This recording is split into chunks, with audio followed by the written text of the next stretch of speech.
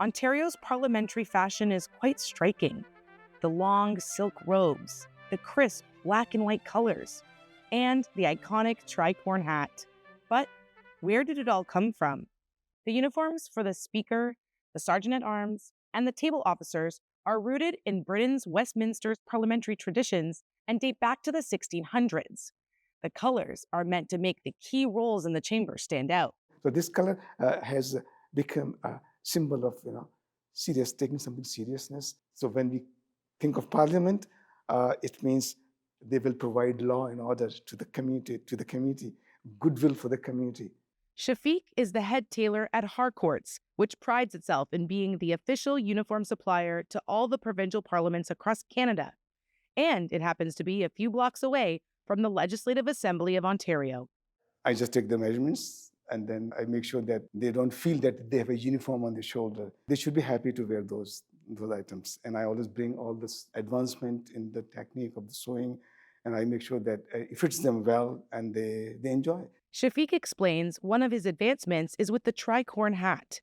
It used to be made of beaver hair felt and plywood, making it quite warm and heavy. It is like torturing an officer sitting in 8 hours in the heated courtroom with his head. I must do something about it. He updated it for his clients across Canada to be made out of cotton and a bamboo fiber, so it's breathable. But now, because it's so light and so beautifully made, is made for their size, they don't feel that they have had it or not. No one knows for certain how the original design came to be.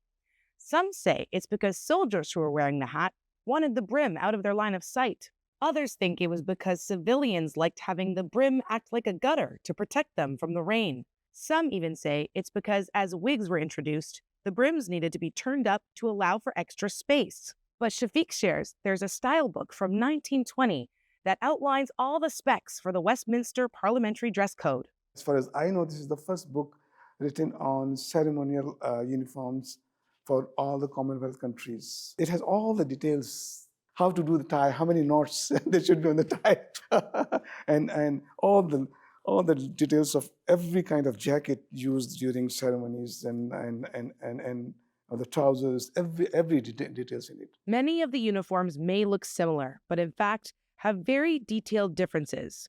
For instance, the wool frock coat for the Speaker has 6 buttons on each side, but the Sergeant-at-Arms has 7 buttons on the left side only. The gowns are made of 100% silk. It's very ultra-light garment. It doesn't make you sweaty. You're sitting in a heated courtroom. It's very light. You don't feel like you have to look for a gown. Where the gown is so light. And again, this is used in the Assembly as well as in all the Court of Justice in Canada, in Commonwealth. Yeah, it's a beautiful piece. But again, the rule book stipulates the gowns must be different lengths depending on the role. So for a Speaker, the gown should be 10 inches from the floor. For officers, should be like 12 inches from the floor. Although these rules are incredibly precise, some provinces choose not to opt in. For instance, in Newfoundland and Nova Scotia, the speakers don't have tricorn hats. And in Quebec, the speaker and table officers wear suits rather than the black robes and white tabs. But here in Ontario, we're by the book, for the most part. But sometimes I just, give in. I want to please my customer. I say, well, you know what? My gown is too long. When I'm sitting, it is in my way, and then I don't want to step on it. I'm taking stairs. It's okay. I'll make it a little shorter. But don't tell anybody. But that's not the only special request he's honored. In April 2025, the Legislative Assembly of Ontario elected its first ever woman as Speaker. Shafiq was called in to make some adjustments to the uniform that have never been seen before.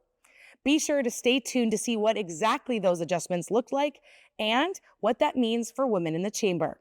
For the Legislative Assembly of Ontario, I'm Amanda Cupido.